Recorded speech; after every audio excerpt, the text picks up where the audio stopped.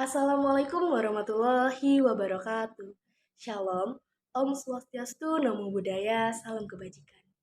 Halo semuanya, perkenalkan, nama saya Kiladisi Darmayanti dengan NIM 2510912220037 dari Program Studi Kesehatan Masyarakat, Fakultas Kedokteran dan Ilmu Kesehatan, Universitas Lambung Mangkurat. Di sini saya akan mempresentasikan hasil tesis saya yang mengenai topik kesehatan masyarakat dengan judul Kenali Meningitis Sejak Dini, Pencegahan Lebih Baik Daripada Pengobatan. Izinkan saya untuk menjelaskan terlebih dahulu apa itu penyakit meningitis. Meningitis adalah peradangan pada meningen, selaput pelindung otak, dan sumsum tulang belakang yang dapat mengancam nyawa.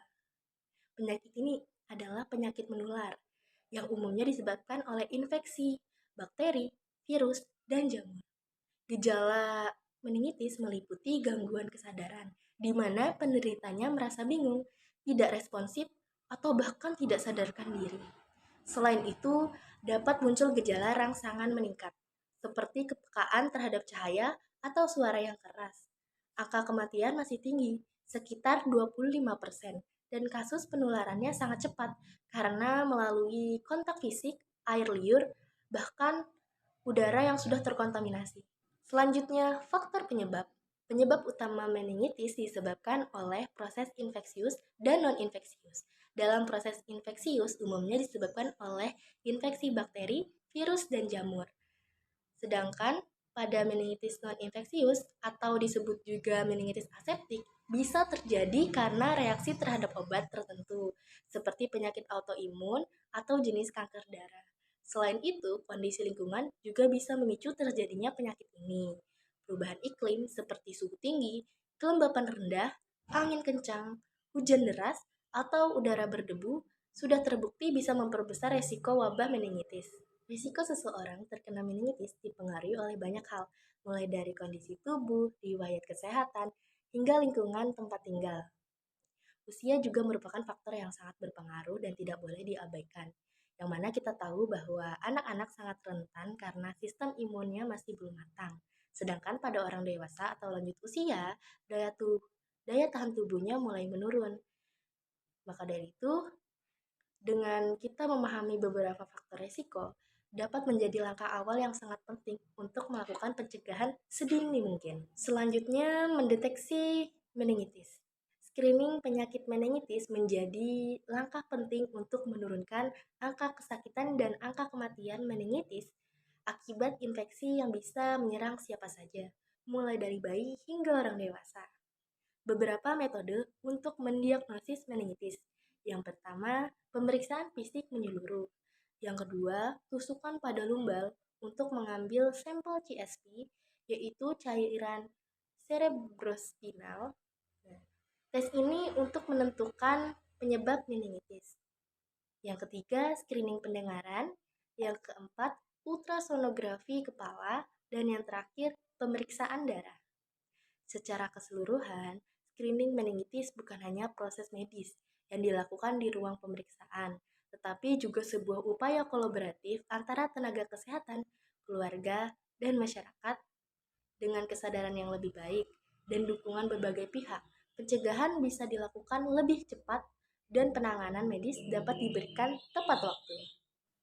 Selanjutnya, pencegahan meningitis.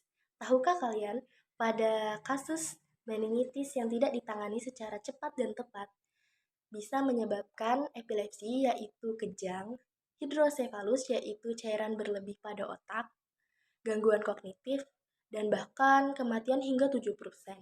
Maka dari itu dilakukan pencegahan meningitis dengan pemberian vaksinasi utama, yaitu vaksin meningokokus, pneumokokus, dan influenza tipe B untuk bayi, anak, dan orang yang beresiko terkena penyakit meningitis.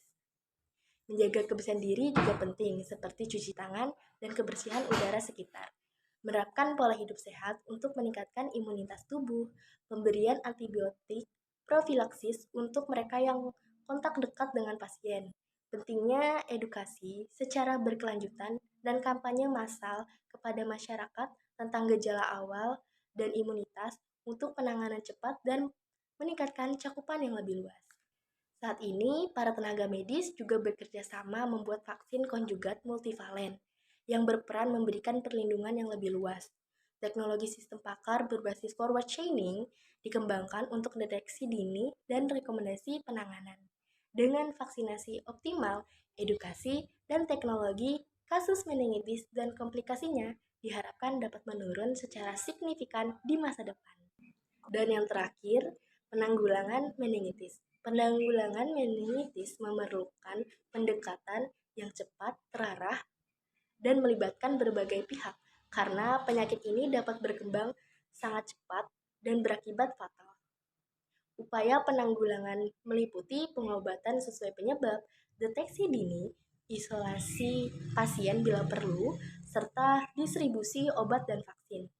Kombinasi deteksi dini, pengobatan cepat, edukasi, teknologi, dan dukungan kebijakan pemerintah menjadi strategi efektif dalam menurunkan angka kejadian dan kematian meningitis sesuai tujuan WHO dan program nasional lainnya.